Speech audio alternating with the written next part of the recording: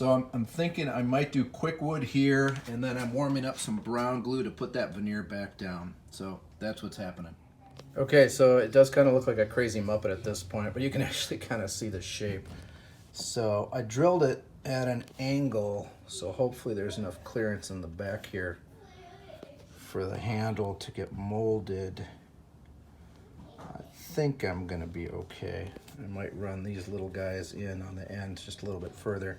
I just need them to hold a wire that's gonna wrap around this guy and create a mesh. And the idea is just to have the cup not be able to pull out. And you know, I might actually drill some relief holes in here too so that the putty can get shoved in a little bit and have a little extra grab. So, all right, so far so good. I'm kind of feeling like a dentist. So I put this thing up out of the way so it wouldn't get beat up while it's curing. But as you can see, the stick, I was going to roll it in there. I couldn't get my fingers in with it, so that wasn't very effective and almost stuck to the putty. I guess it did help kind of form the rollover flap effect. Going whip. I mixed two different tones of putties, but I might have overmixed them, so I didn't get the variation in streakiness. But I can probably remedy that with just some different tone gel stain. I can experiment with that. The biggest thing is that I think I'm in the ballpark in terms of shaping that and rolling it over around the edges and cutting it where it needs to go. I think I got enough, and I think I can kind of work with the tones that are there. It'll be a little weird, but probably close enough. Okay, so as you can see, my forming stick, my taped up dowel is still in here. I'm going to have to cut this back a little bit to match the other pull.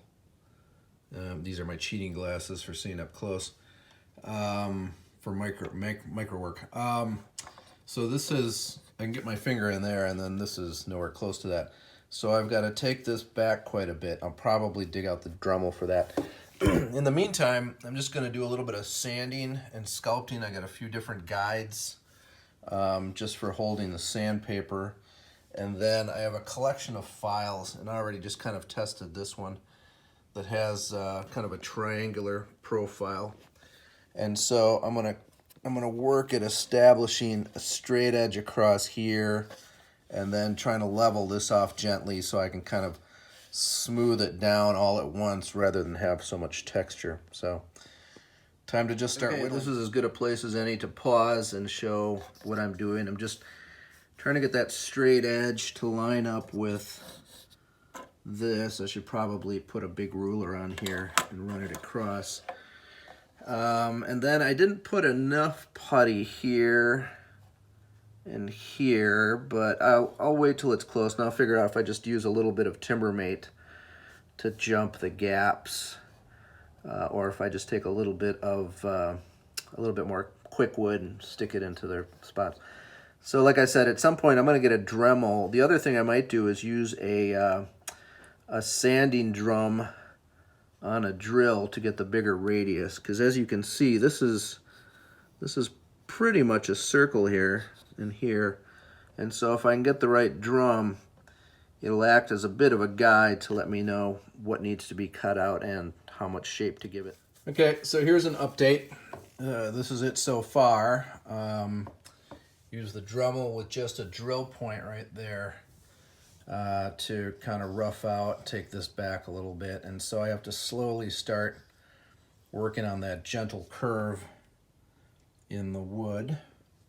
What I did was I used a calipers, and I'm measuring off the bottom roughly, so I'm just kind of getting myself in the ballpark. So I'm figuring about there to the bottom, and then I'm going to bring it down a little bit further so I don't cut too much off right away.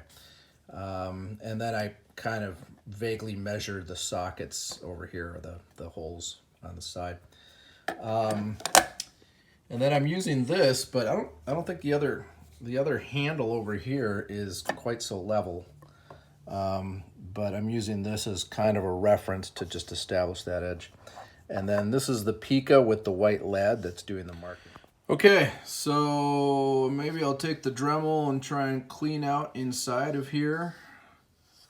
But I think it's ready pretty much to start doing the gel stain. I'm going to cut the grain lines in Maybe sand this a little bit more so that blends.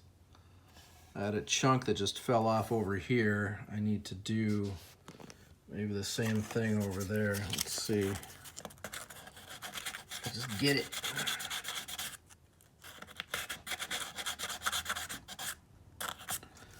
So I'm using the whip hose and the manual.